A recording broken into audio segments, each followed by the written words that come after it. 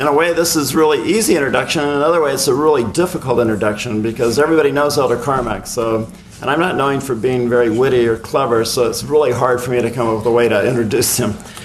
But I thought I would just share with you really quickly some factoids about his life, and then talk to you more generally about the caliber of person and the reason why Elder Carmack is doing what he's doing. Factoids. The most important factoid, he will not probably accept this, but the most important aspect of his resume is that he was born in Winslow, Arizona.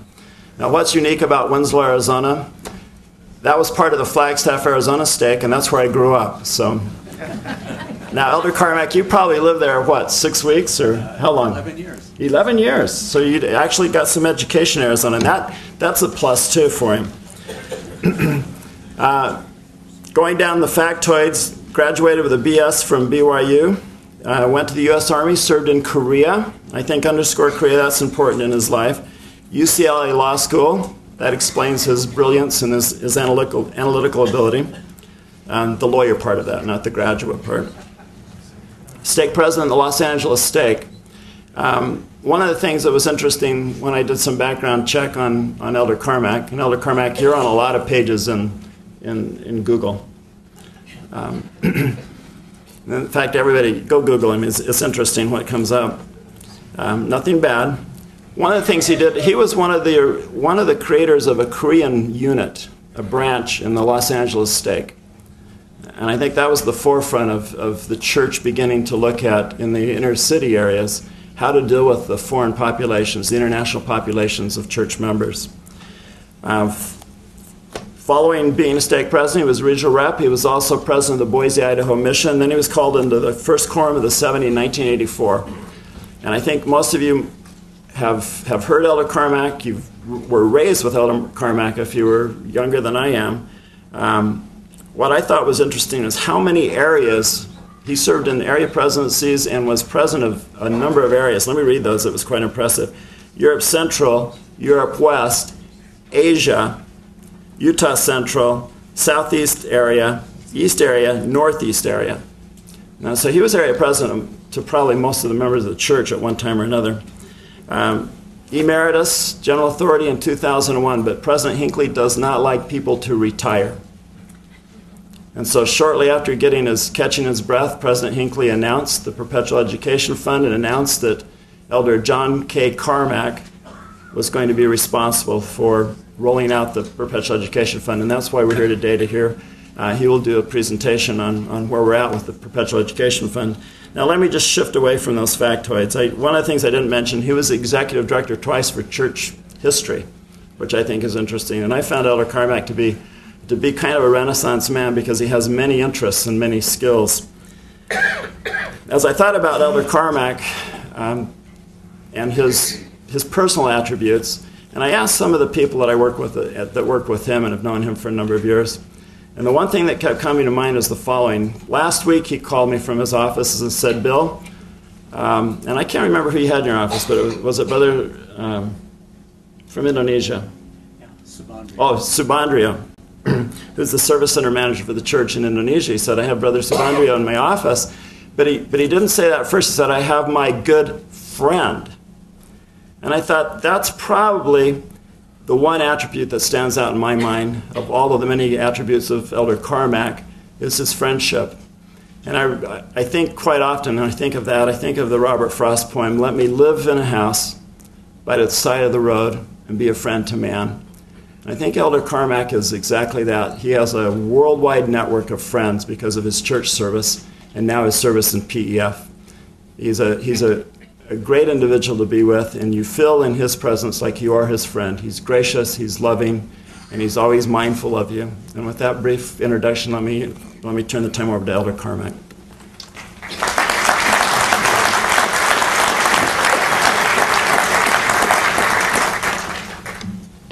I would gladly yield my time to Dr. Danny Boy Peterson to hear more about Islam and about the history. But I'd like to turn your mind a little bit more to the inside of the church and its internationalization. I was interested, like you were, to see these 5 new members of the first quorum of the 70 walk out of the audience and take their places on the stand. And as I looked at them and realized after viewing them for a while that I knew most of them, one was from Germany, Brother Kapishka. He was from Germany, and I had known him well as the president of the Munich Stake.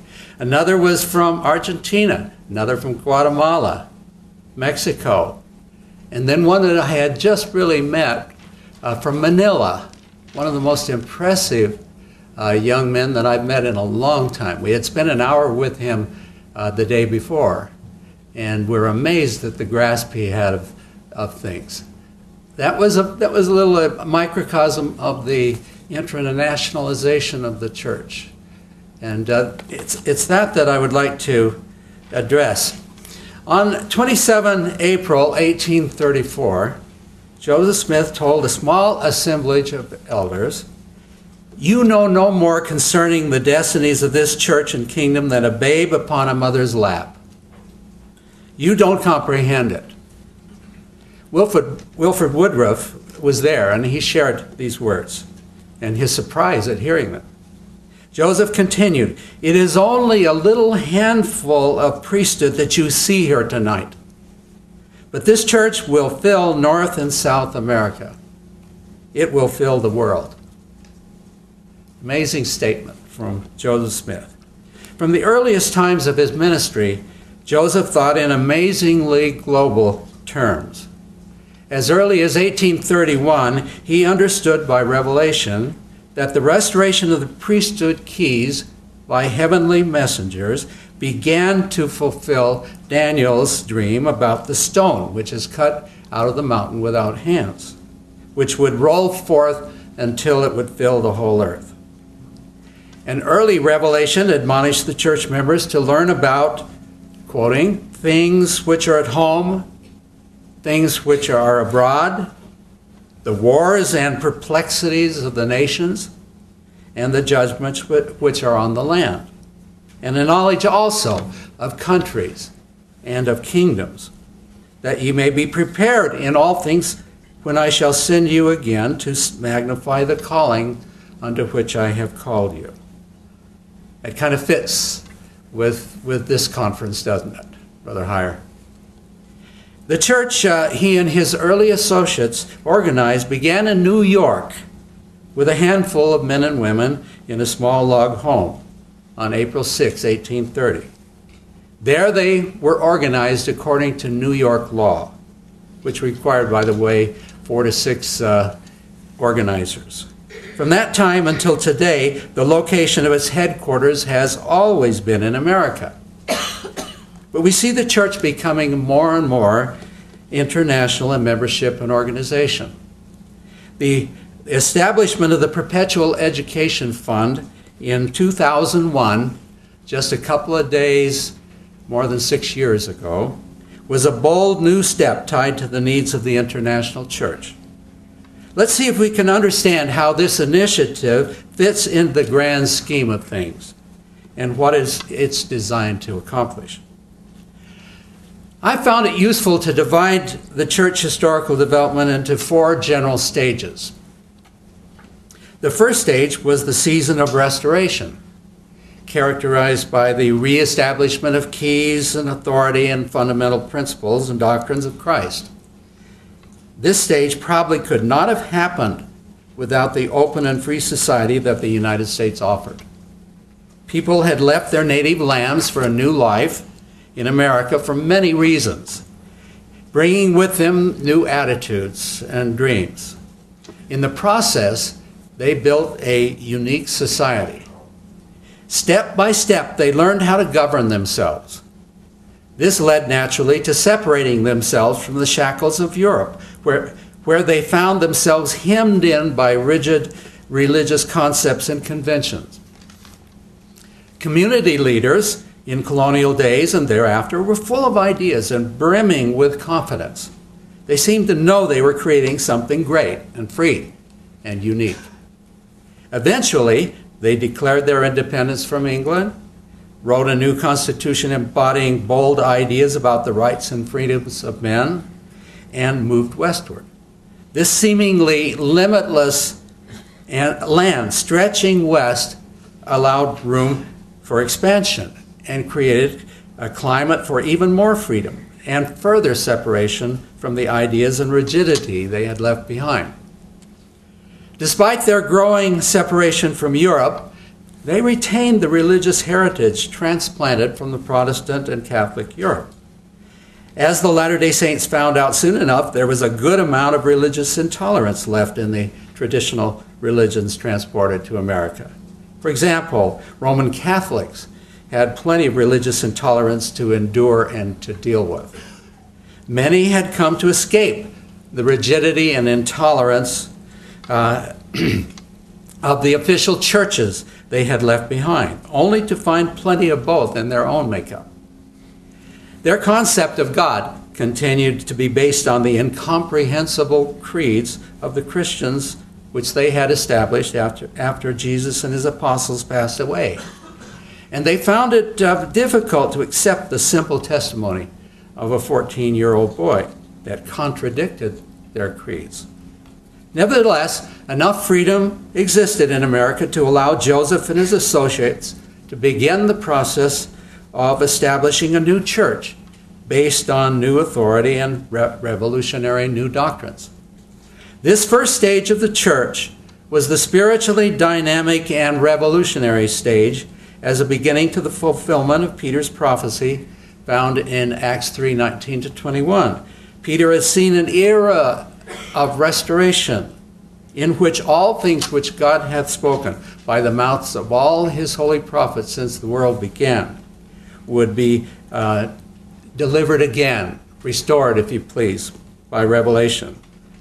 This stage could be said to have started with Joseph's seminal experience in the Grove of Trees, near the family home, near Palmyra. During this stage, Joseph and his converts experienced an era of intense and constant revelation. As was perhaps inevitable as a result of such a revolutionary movement, opposition and persecution arose immediately. Survival became a problem. The new church moved often to escape persecution that soon arose wherever members gathered together. The church that had started in New York soon moved to Kirtland, then on to Missouri, where persecution reached exterminating proportions. Illinois, at first a place of peace, became an unbearable scene of mob violence, culminating in the murders of Joseph and Hiram. The violence did not stop with the murder of Joseph. The church continued to grow, however, under new leadership, and became apparent that to survive, they must find a place away from civilization. A period of unprecedented growth added to the need to find a new place to settle. So the initial place or stage of restoration gave way to a new stage at this point. Brigham Young and the quorum of the 12 apostles, now leading the church, decided that if they were ever to have peace enough to practice their religion, they must find a new place of gathering far away in the West. The saints and their leaders revered the Constitution of the United States, and they revered the United States. But they found no protection from mobs, no redress of wrongs from the government. The restoration stage, then, gave way to a stage of escape from their enemies and pioneering and colonization of new and virgin areas. When Brigham Young gazed upon the Salt Lake Valley for the first time, he recorded his thoughts in his journal. Here's what he said: "The Spirit of light rested on me and hovered over the valley. And I felt that there the saints would find protection and safety. The people came to the valleys of the mountain west by the thousands, in ships, by rail as far as they could go, and by oxen-driven wagons. This tremendous growth brought a major financial and organizational crisis. Where were the thousands of new converts going to find places to live and work and survive? How could the poor among them find the means to come? Fortunately, Brigham Young was up to the challenge. A man combining vision with practicality, he had already discovered by experiences in Kirtland, Independence, Far West, and Nauvoo the fundamentals of community building. Men and women with courage, fortitude, and practical skills were needed, and he found them. But these converts, for the most part, were from the humble and poor, found in such great numbers in Europe. Capital had to be raised to bring many of them to the new place of gathering in the West. A network of agents had to be assigned to organize the gathering.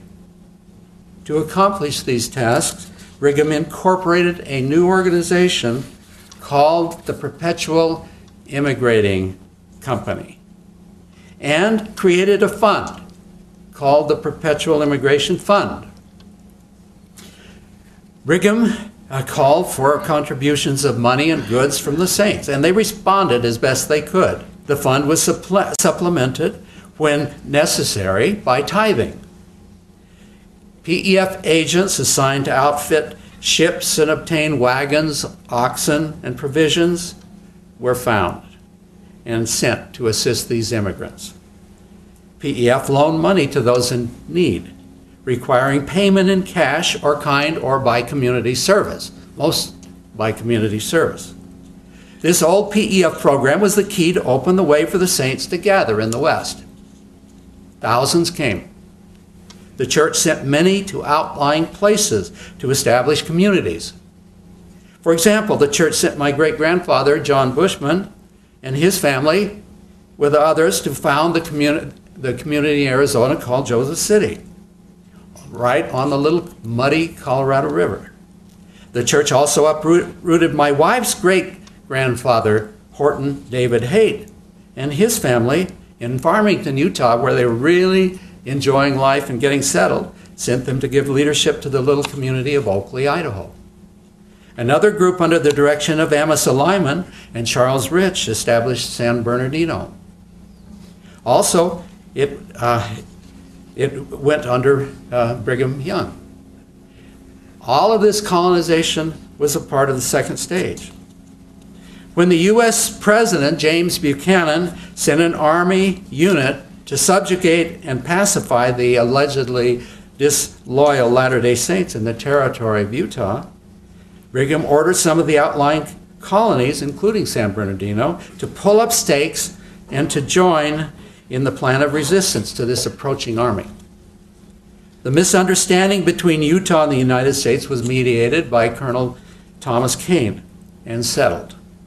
Despite this temporary setback, this stage clearly brought a measure of peace and security to the saints. A central figure of this second stage was separateness and safety.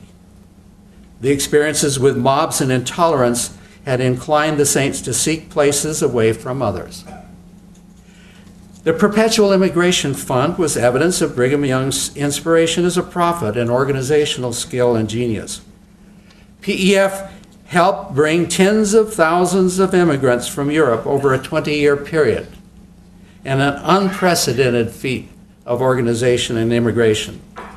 Stage 2 established the saints in many new communities and ensured survival, even though they still faced the wrath and intolerance based in part on the practice of polygamy.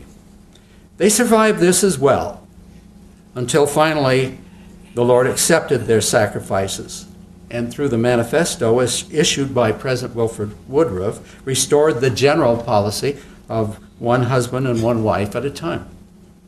We could say in general that stage 2 drew to a close with the manifesto and the acceptance of Utah as a state in the United States. This roughly corresponded with the beginning of a new century. The elements were now in place for a new stage.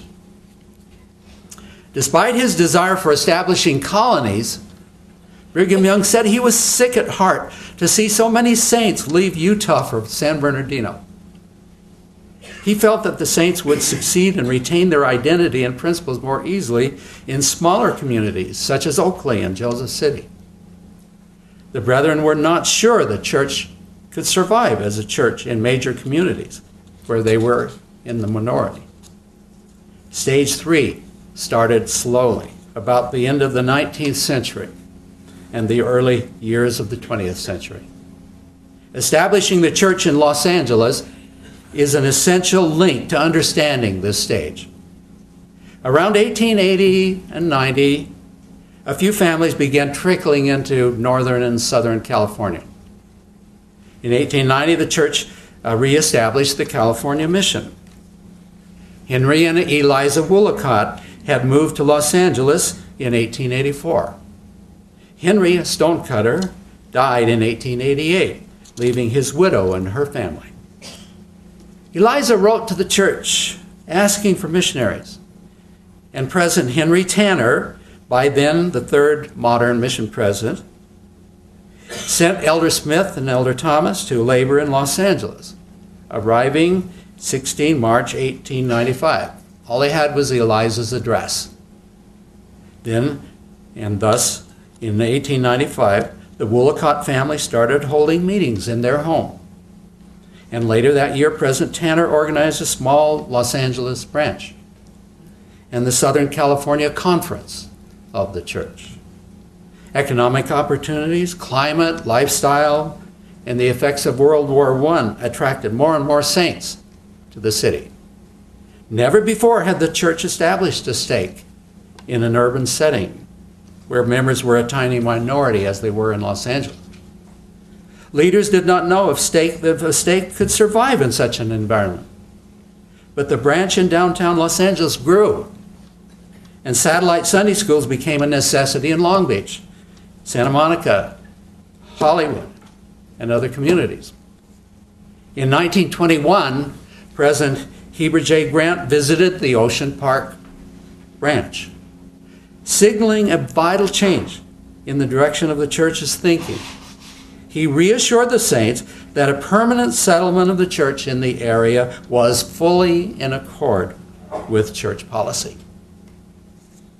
2 years later, convinced by the growth and development in Los Angeles, President Grant, in company with a number of other general authorities, organized the first modern stake in California in 1923.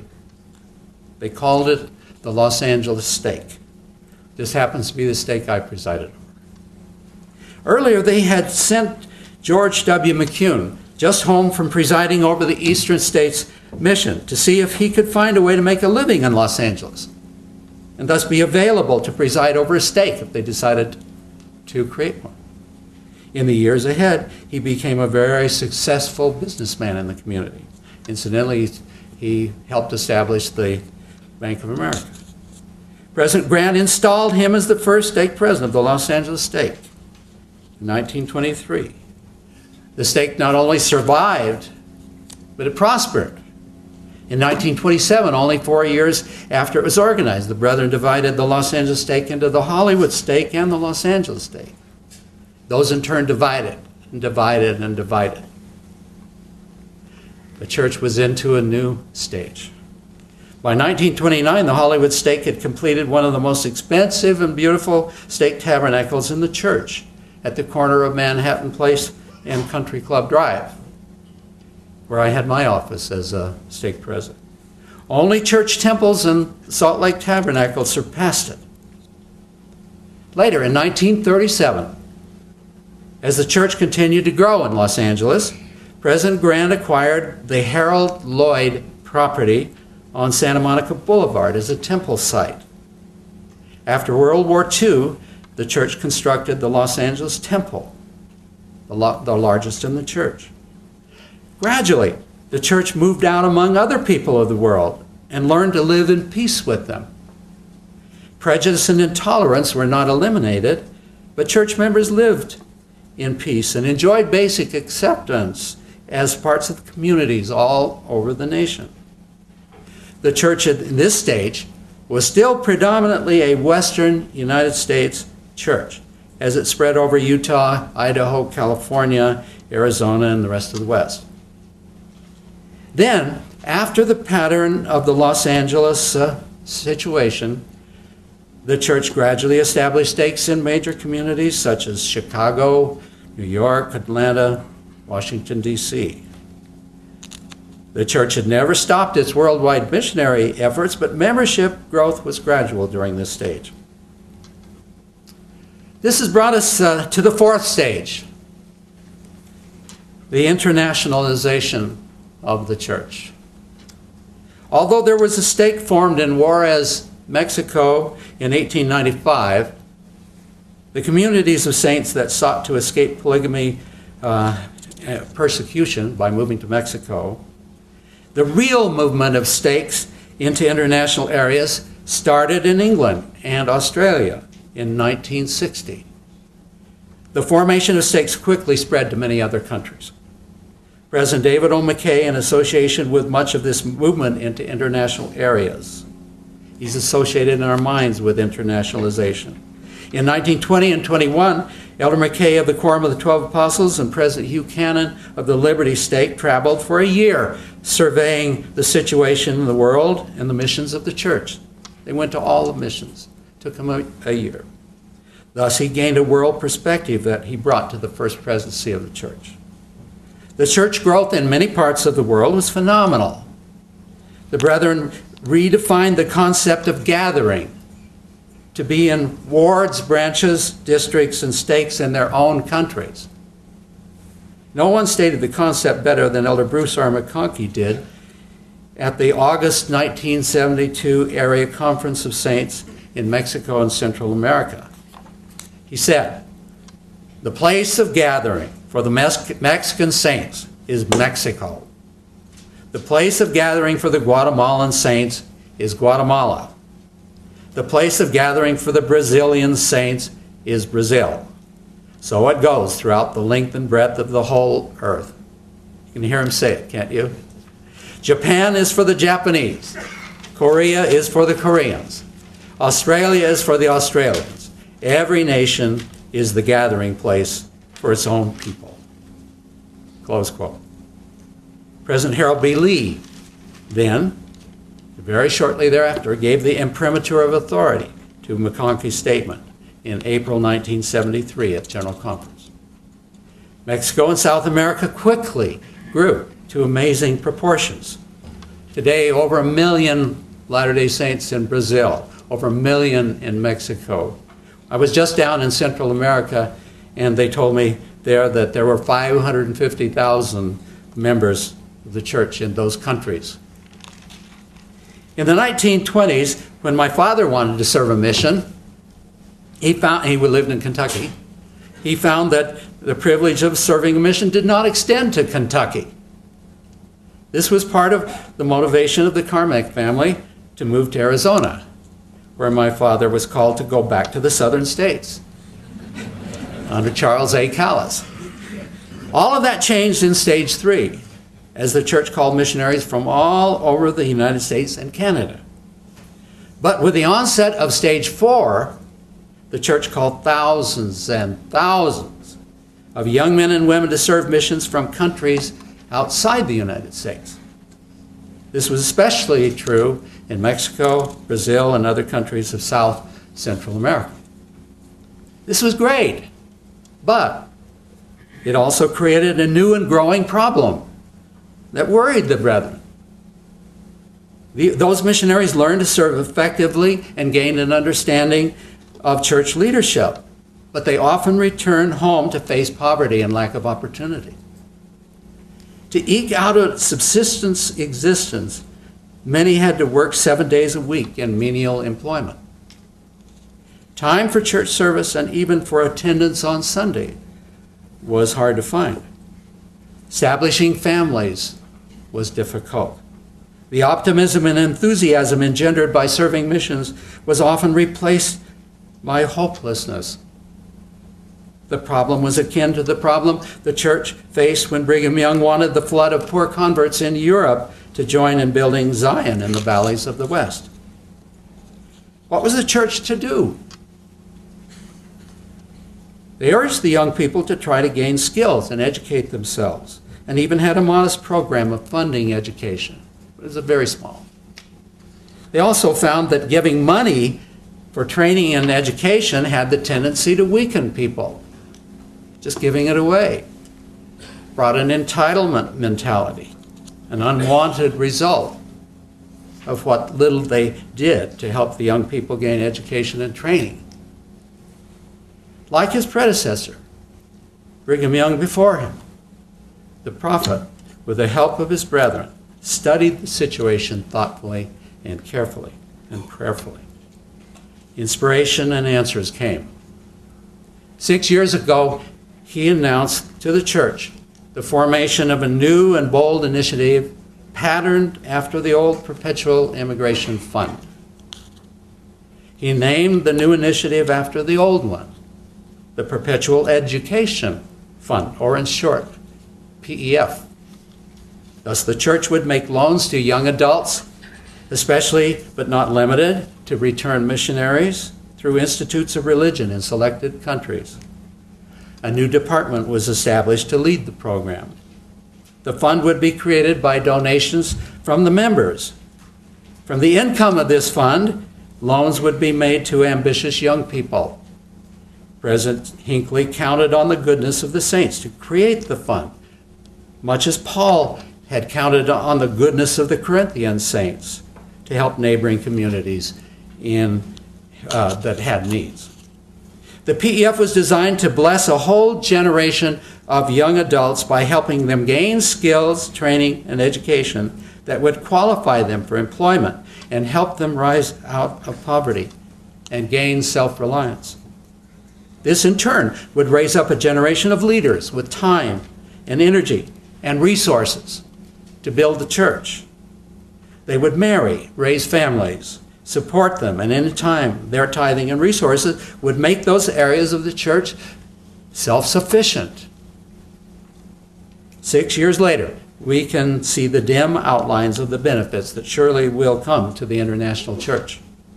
Already, a not insignificant number of our leaders in areas with the program are coming from the ranks of PEF recipients. I asked Elder Costa, the area president of the South American North area, how many of his stake presidents and bishops had come from PEF. And he said more than 10% already are PEF graduates. Some 27,000 young people have been benefited by gaining education and training, otherwise unavailable to them. And this, of course, is just the very small beginning. I was just in Central America where I met some of these young people. One bright, energetic young man told us this story in brief. The PEF loan allowed him to complete his degree in engineering. This brought him a 50% increase in pay, but in time also qualified him for a job in his new field of engineering at 8 times the income he had earned before. He had a fine wife, an ambition to eventually earn an MBA. He wants to come to BYU with the Carden program to earn an MBA. And then he wants to go back and establish his own business. He serves as a counselor in the bishopric in the ward. His friend who came with him, we interviewed him at the same time, had graduated from a little school in Guatemala with the help of PEF. He learned the elements of construction and mechanics there. He joined his father's welding business in Honduras with plans to greatly expand it and take it into steel fabrication. 3 brothers worked with him. There's a halo effect and a tremendous wave of benefits that come. At 24 years of age, I asked him, what do you do in the church? He says, I'm the bishop of my ward. He said, my father's my counselor. We visited with a sister who was studying optometry in Guatemala at a great university, one of the most impressive I've ever seen, 30,000 people in the Galileo University. And she's going there. She qualified for a scholarship that she learned about while going through the training required for a PEF loan. With the knowledge gained through PEF, she's making her way through school without a loan. That's the best loan. No loan. The point is, these thousands of students will not only become our leaders, but they will become great fathers, mothers, strong, independent, tithe-paying members. The church will grow and prosper, and the areas can become financially independent. The international church may yet become stronger than the church in the United States. I'm not a prophet, seer, or revelator, but I believe this will happen. I can envision General Conference being held in São Paulo, or Mexico City, or Manila. Where's all this headed? I don't know. But the model could be found in Moses 7, 18 and 19.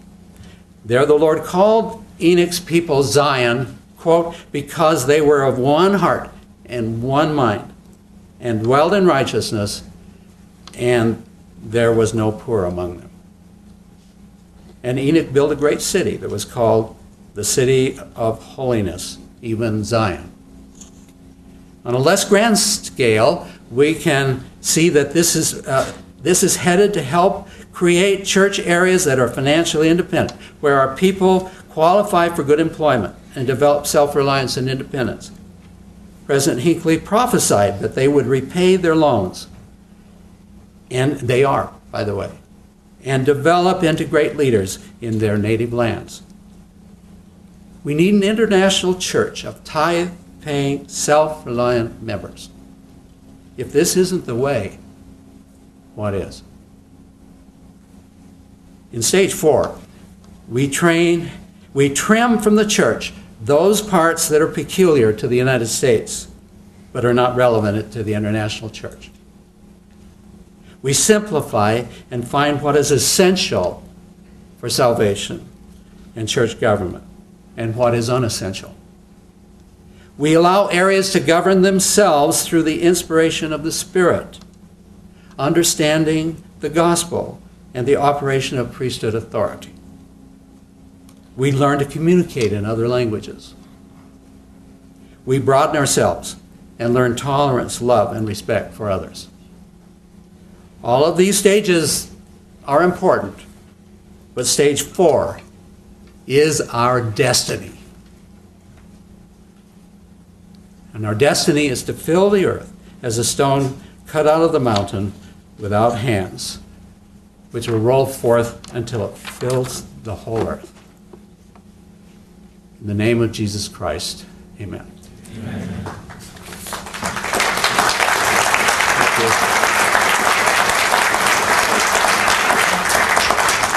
I have about 5 minutes for questions. Anybody have one? Yes. We just finished a general conference. I don't believe that PEF was mentioned once. It was. The question is, why wasn't PEF mentioned in conference? I didn't hear it once. Well, Elder Tingey is the man. And when we rededicated the tabernacle, he mentioned the old PEF and the new PEF. And he mentioned the figure of 26,000 people who had received loans under the PEF. President Hinckley has mentioned it 9 times in General Conference. I don't know any other subject besides faith that he has mentioned that many times. But he didn't see fit to do it this time, but Brother Tingey did. And when he saw me, he gave me a big smile. Yes? Are there certain countries where PEF seems to be working better than others? Where it's working better than in are there certain countries where it's working better than in others? Brazil is our great area. With those 1 million members, there are hundreds of thousands of young people there, and many of the returned missionaries have not even graduated from high school. And if you get a degree, and if you get training in Brazil, you will get a job, and usually a good job. And we have over 9,000 loans in Brazil alone. And Mexico is just growing and growing. And Chile is another area, and Peru. Those are the areas. We really just have a tiny start in the Philippines and in Cambodia and Mongolia, but we're in 39 countries now. How about Africa?